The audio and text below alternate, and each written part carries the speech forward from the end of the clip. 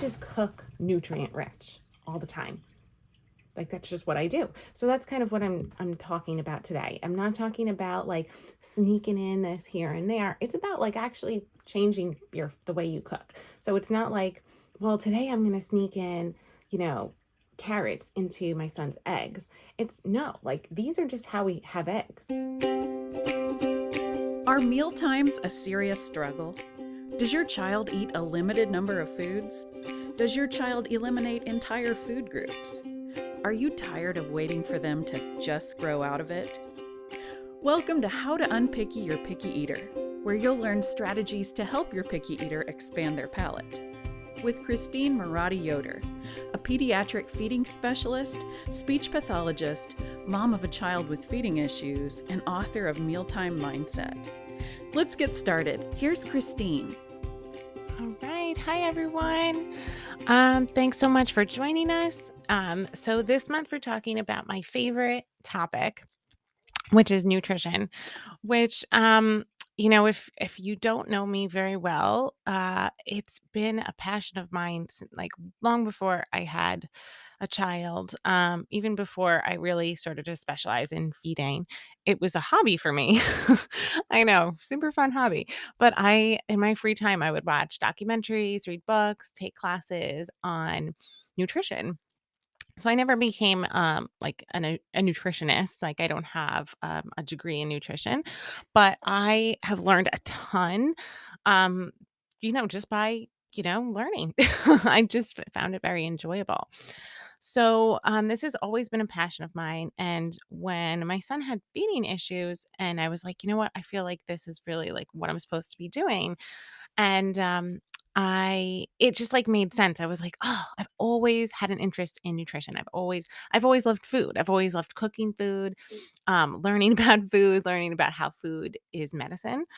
And so, it just plays so well into our picky eaters because they usually aren't not eating healthy foods. And therefore they're lacking a lot of nutrients. And we see, I firsthand, I'll be the first person to tell you that speech therapy is not what helped my son learn how to talk because I am a speech therapist and he was living with one. And, I worked with little kids and I'm trained in prompt, which is, a big name that people know. If you're in the speech world or you've had a child who was having difficulty speaking, like I had all of the right trainings and I had the experience and nothing was working. And I was like, you know what? It's just me. I'm going to have a different speech therapist work with him. And he still was struggling. It's not like that was the magic. And she was wonderful. Like she didn't do anything wrong. There was still a missing puzzle piece. And, once I started reading more books and I was searching for answers as I often do on the internet and I came across this book, I think, How to Cure Your Child, by Kelly someone, with food, How to Cure Your Child with Food. And she goes over all these different topics. I didn't even find her. I wasn't searching for her book. I found someone who wrote a blog post who explained how they used her approach to helping their child learn to talk. And I was like, well, it's definitely not going to hurt. So it is worth a try. So I got her book. I read it. And then I kind of looked at what this other woman did, with her son, and I just kind of like put it together. And I was like, okay, I'm gonna kind of make this protocol up, using what the dietitian said. And what it was, it ended up being a combination of vitamin E, high dose fish oil and high dose of choline, which is an ingredient like in a yolk egg.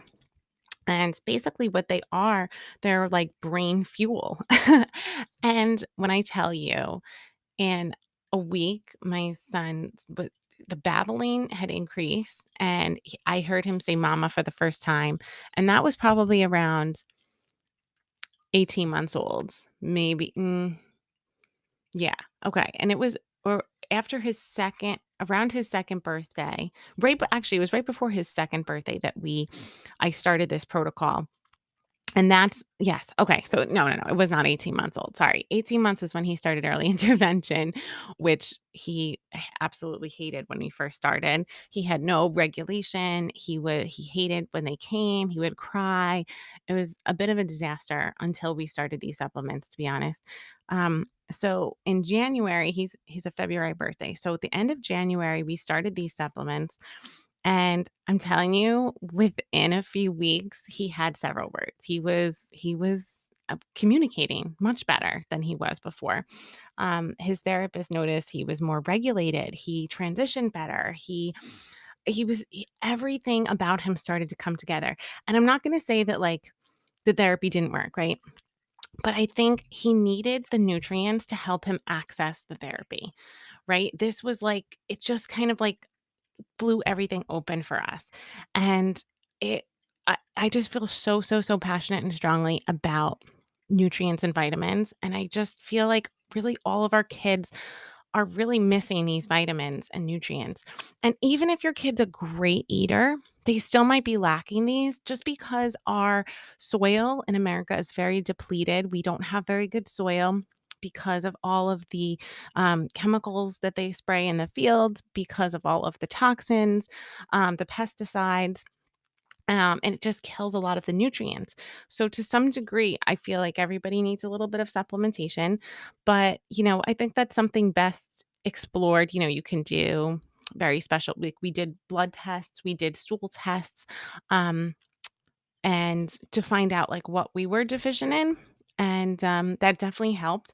But, you know, there's, um, there's like so many great resources about vitamins. And I feel like sometimes people are scared of vitamins and supplements because they're not regulated by the FDA. And that could be a whole other conversation about why that is and the politics behind it. But that's exactly what it is. It's mostly politics and, what makes money and what doesn't make money. And vitamins usually don't make money. So there's no interest in doing a lot of research around them. There's no, you know, it's a whole other topic. But anyways, so what I'm here today to chat with you about is I'm going to tell you 7 ways to add nutrients into your food that go essentially unnoticed. That's my goal, right? Because with our picky eaters, sometimes they're very, very, very astute to any minor changes. So hopefully these changes will be minor enough that they won't even notice. And again, it's not an episode about sneaking foods in while your child isn't looking. It's about actually changing the way you think about cooking food. Like, I want you to be like, so like when we make our eggs, like I don't never make plain eggs. I always add these extra nutrient rich sources because that's just like, why wouldn't I do that? Like, I know how valuable those little like little spices and vitamins are, so why wouldn't I add them every time? So I just cook nutrient rich all the time. Like, that's just what I do. So that's kind of what I'm talking about today. I'm not talking about like sneaking in this here and there. It's about like actually changing the way you cook. So it's not like, well, today I'm going to sneak in, you know, carrots into my son's eggs. It's no, like these are just how we have eggs. Like I just make eggs like this all the time. It's not like I'm sneaking it in. That's how when my son eats eggs, like that's what the eggs are every time. I'll vary it up, right? I won't make it exactly the same, but there is always an expectation that it's not plain. Um, so that's what we're gonna do here today. So I'm so excited. I really hope you guys enjoy it. I like geek out about this stuff. So I hope you're as interested in it as I am. Okay, so the first one I'm gonna talk about is eggs. If your child does eat eggs, it is, I'd say, one of the easiest foods to add a ton of nutrients too. You can add shredded veggies to it. But my favorite thing, even if you don't do that, um, eggs have somewhat of a magical ability to mask a lot of flavors or tone down flavors. So, I learned about turmeric eggs or golden eggs from Vani Hari, who is the food babe, right? She makes the Truvani powders and, very into like exposing companies for, you know, putting bad stuff into foods. So really love her. So she talked about making golden eggs, right? Because she has a turmeric supplement, it was like a whole thing. But I was like, golden eggs, that's such a great idea. So I tried it. And like lo and behold, it didn't change the flavor, like it didn't taste like turmeric, but the eggs just tasted better and they were healthier. So I was like, well, this is a no-brainer. Every time I make eggs, I'm adding turmeric. So like literally my son has like never known eggs without turmeric unless we go out to eat and they don't put it in. And honestly, he prefers it better with the turmeric. Um, Also, we add paprika. That's an easy one too. And with that golden color of the eggs, the turmeric and the paprika, it doesn't stand out crazy. Like it's not like a black speck or a green speck. It blends in nicely. And those are two easy spices that I add in all the time, no matter what, essentially. And with the eggs, I'll also add in some shredded veggies. I'll add in some cheese sometimes. It kind of depends. But we do switch it up here and there. But I will tell you that the carrot is like an easy one because of the color of the carrot. It kind of blends in. And I'll also tell you like a yellow squash is pretty easy. But I shred it very finely. And it's not like I'm not sneaking them in. When he cooks with me, he sees me shredding it. Like it's just part of the meal, essentially. It's just an expected part. Now, if your child is super, super picky and they're going to notice all of these changes, I would do small things. I wouldn't just like totally change the eggs completely and add all of them at once. I would just add one at a time, right? You want to start slow. You want to make them comfortable and, once they've adjusted to that, like adding the turmeric or adding paprika, then maybe you could add in some of the shredded vegetables and things like that. Okay, so that's number one, eggs. Number two are seeds. And I'll tell you, we're going to do three specific seeds, chia seeds, pumpkin seeds, and sunflower seeds. So, what I normally do with these seeds is, especially the pumpkin and the sunflower, but I have them ground. So, you can buy them ground or you can grind them in like a NutriBullet or some sort of a high speed blender into like a powder. So these seeds are rich in, especially chia is very rich in omega 3s, which a lot of our kids are lacking. Pumpkin and sunflower, they're very rich in vitamins, minerals, which our kids are so lacking from depleted soil. Um, Pumpkin has protein. I mean, your kids that don't eat meats, like these are things you definitely want to incorporate. Um, it's easy enough to add this. It's like I said, it's like a powder. So if you're baking, if you're doing pancakes, it's easy. If you create like a powder with these seeds, it's easy to just take a little teaspoon and throw it in. It won't change the texture like really at all. You could add it into baking. Um, what we added into granola. That's my favorite way to do it. Put it on yogurt. Yeah, mixing it in that way. But those are super high powered. Seeds are very, very, they have lots of nutrients in them. But those three in particular are ones that I do all the time. So definitely look into those. And number three, nutritional yeast. Now, if you have never tried to be vegan, you probably don't know what this is. But it's like these like little like yellow golden flakes of yeast. But they have a lot of nutrients in them, as their name might suggest. Um, More than just this, but specifically, I pulled out B and zinc as because a lot of our picky eaters are very deficient in those specific vitamins. Now, nutritional yeast, they say it has like a cheesy flavor. It's supposed to be so for vegans, it's a good substitute for like Parmesan cheese. Um, so I've done some vegan stuff in the past and I've used it very successfully, and we kind of add it to everything. Every time we make any sort of pasta with sauce, I add it in, like, every single time. That's probably the place I add it the most, but I'm telling you, like, it goes so unnoticed. It kinda, like, melts into the sauce, and, I would be hard pressed if your child noticed that it had nutritional yeast in it, but, it's definitely something to try. So if they're like a mac and cheese junkie, or pasta with butter junkie, it's definitely something that you can add to that sauce, and, just try it out and see what they think. It doesn't change the flavor. It says it adds a cheesy flavor.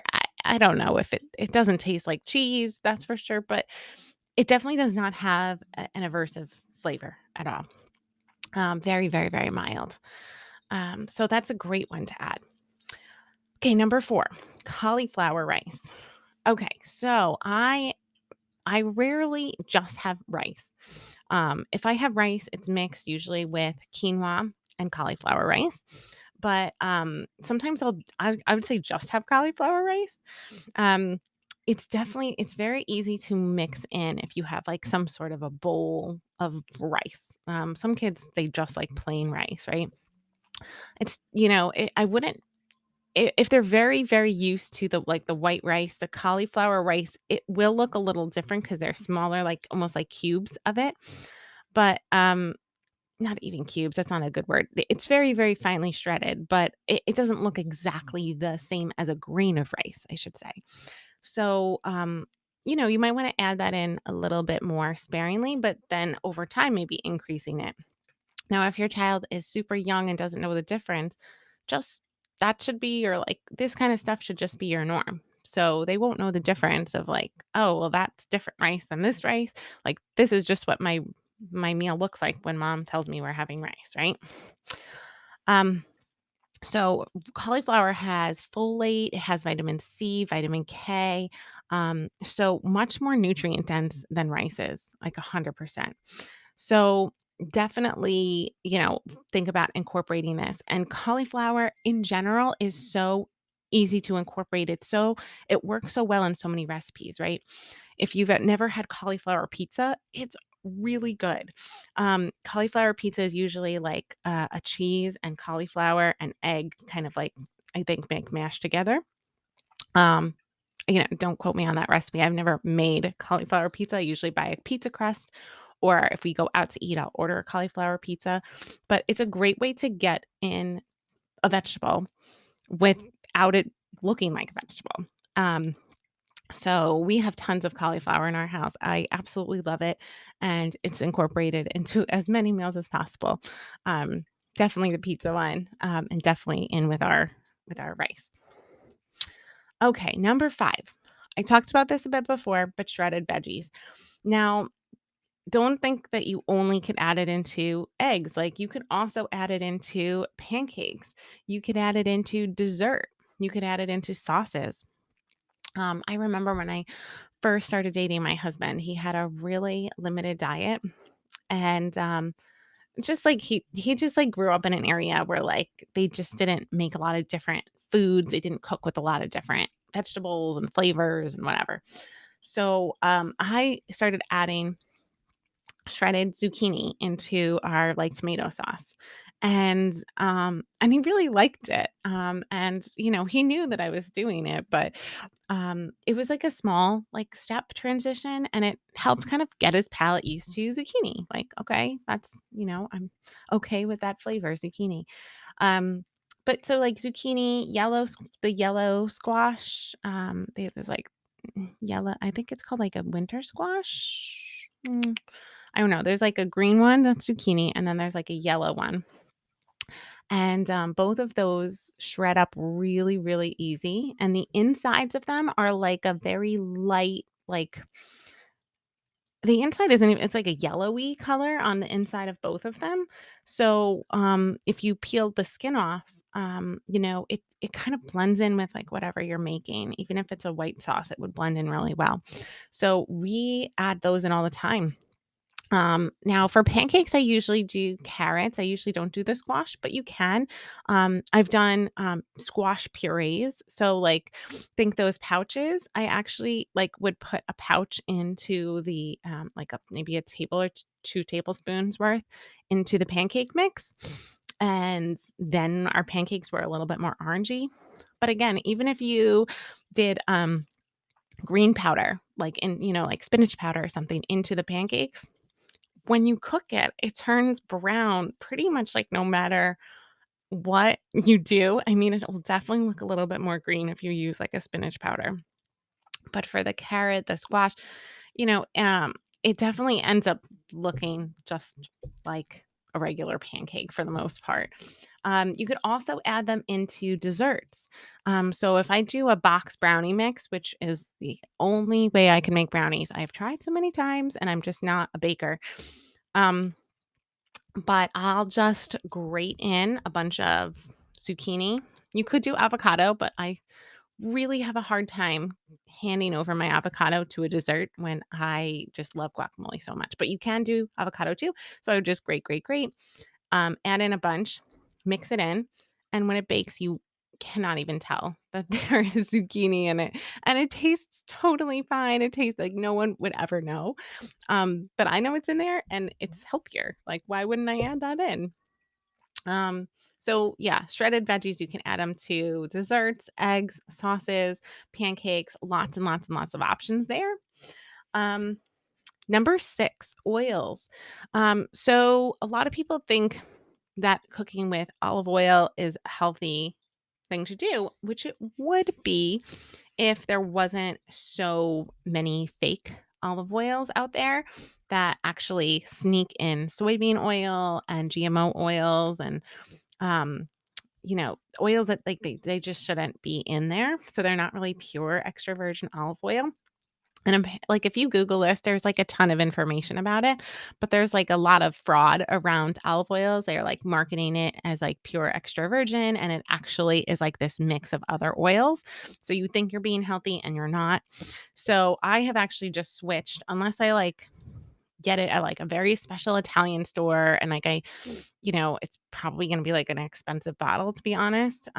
Definitely like straight from Italy, nowhere else or I mean there might be other ones. I'm not saying that, but you can look up how to determine if it is or authentic extra virgin olive oil or not. But I didn't have the patience, and I really like these other oils. I love cooking with avocado oil and coconut oil. You can also cook with almond oil. They're good for high heat. I use avocado oil just as I would in replacement of extra virgin olive oil all the time, and I have no problems with it. But avocado oil, it's that healthy fat again. So really good, easy way, like no one would ever notice that it's a different oil. 100% never use like canola oils. Just avoid those at all costs. So like when I bake or something, I usually use coconut oil. I'll just either get MCT oil, which is like it's the same thing as coconut oil, except the substance that makes it like kind of solidify is removed. And it's just liquid all the time. Or I'll take like the coconut oil, put it in the microwave or something or on the stove and melt it and then add it in. Much healthier that way. And again, I don't even like the taste of coconuts. And I never have that taste when I cook with coconut oil or MCT oil ever. So that's an easy swap out. And number 7, ice cream. Now, we all love ice cream, I think. Um, and, I've, when I was doing more vegan stuff, and, especially like when my son was breastfeeding and he was very colicky and gassy because of the dairy for a while, like usual, they kind of grow out of it around 1. I feel like he was a little after that. But anyway, I was like, well, let's find all of the best alternatives. So that's what I did. And so I found avocado ice cream and cashew ice cream. And both are actually way healthier than regular ice cream. Um, I love the brand Cado, Cado. I don't know if it's sold where you are, but I've tried they have like vanilla, mint chocolate chip, and dark chocolate. I I like their dark chocolate. I don't tend to like the other ones as much. I feel like when it's the vanilla, you can kind of taste it more. I think the chocolate hides some of the difference in flavor. Chocolate hides a lot, actually. Um, so yeah, so I would definitely check out that because, if they're not willing to eat avocados or cashews, then that might be a great alternative. Um, so those are my 7 tips. So eggs, adding in spices there, seeds, the chia, pumpkin, sunflower seeds are great options. Nutritional yeast, cauliflower, shredded veggies, changing up the oils, and changing up the ice cream. So those are my tips for 7 ways to add in nutrients, and they should, for the most part, pretty much go unnoticed. Um, Now, if they're not, like, if you're really nervous that they're really going to notice and it's going to mess up that food for them, you don't have to do that, or you can do it in a very, very, very small amount, like a quarter of a teaspoon or something, like very, very small. See if they notice at like a quarter of a teaspoon. And if they don't, the next time do a half a teaspoon. And the next time do three quarters of a teaspoon. Like you kind of get it. Like you just introduce it slowly. Every step, every little baby step counts. So don't think like if you don't change everything over immediately that you're not making a difference because every little tiny tiny bit counts. um Also, I would say, if your child only has like a few foods and you're really really afraid of messing this up, I definitely would never change anything about their most nutrient dense food that they have. If you were like, my son or daughter is a like ninja with like knowing that there's something different in there, like they will absolutely know, right? Do whatever their most nutrient filled food is. Like let's just say it's yogurt. And that's where they get their most nutrients for the day. Don't mess with that one. Mess with one that's a little bit less nutrient dense. All right. So you never do it with the most. Their biggest source of nutrients, because if they eliminate that, then you've eliminated like all of those nutrients. Like we don't want to mess with those kids that are super super picky, in particular. But definitely you can do it with like a lesser known one, right? And like I said, doing things like changing the oil, they're probably never gonna notice that, like, because it's cooked, things like changing the oil, you probably are never they'll never know. The other ones, yeah, but the oils, I think you're good on the oils. I would try that one. But those are my tips. Remember, heed my warning about not changing their most nutrient dense food. And we don't wanna, like, change everything all at once either. Like, just try it out with one meal to start. Try it out with a small amount, see how they do. If it goes totally unnoticed, be like, "Great. Well, this is my new standard for how I make this meal." And you just add a little bit more at a time until it's at, like, a point where you're like, "Okay, this is good. Like, I'm comfortable with it. It tastes good. They like it. I like it," where everyone's happy.